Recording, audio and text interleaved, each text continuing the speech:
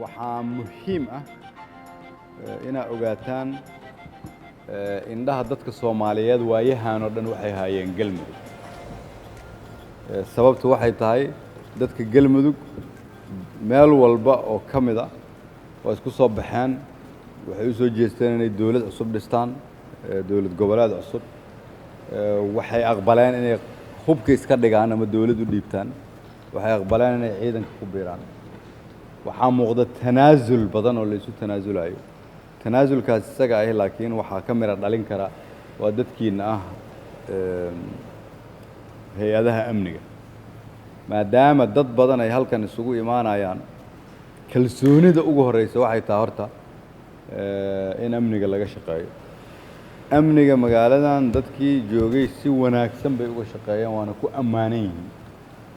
waana in laga bartaa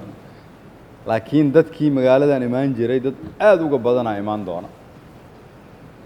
magaaladan xiisihii loo qabay boqol jibbaar maaya aragtida laga qabo si kale ay noqonaysaa baahida loo qabana si kale ay noqonaysaa waxaan u baahannahay marka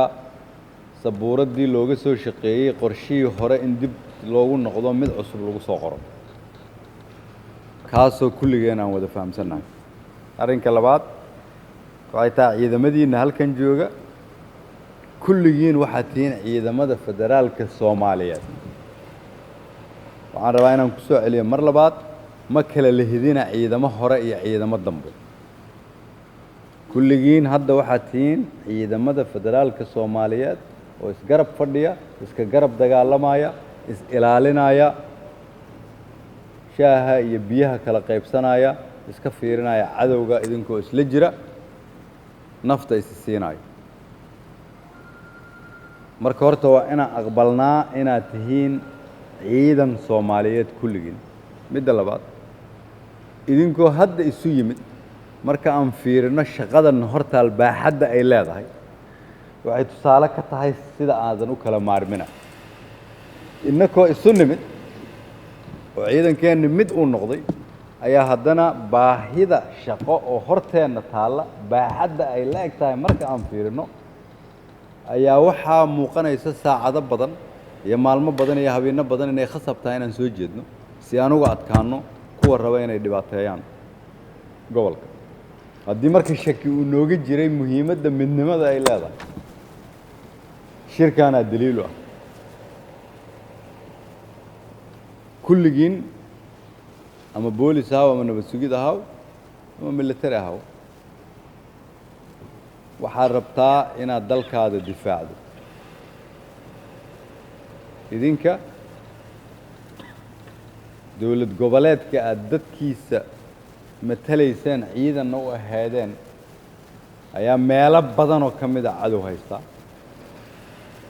oo macnaheedu waxay tahay wiilasha iyo gabdhaha meelahaas ku koraaya mustaqbalkooda inuu mustaqbal fiican oo iftiimaayo noqdo idinkaa ka mas'uul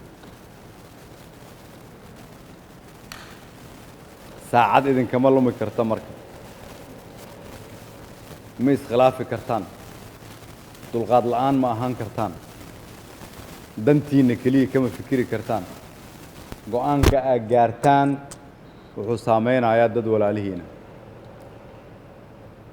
waxaan ku faraxsanahay caawa inaan isu nimid shirkan idinkala soo qayb galay waxaan rabnaa dawladda federaalkuna inay maamulkan ka barato wax walba ay ka baran karto maamulkuna uu ka barto dawladda federaal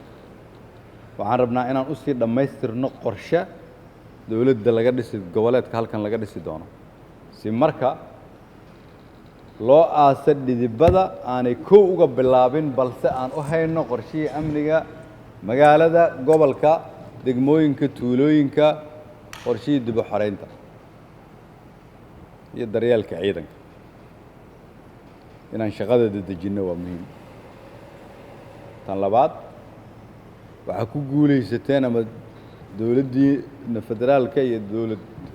maamulka galmudug ay ku guulaysteen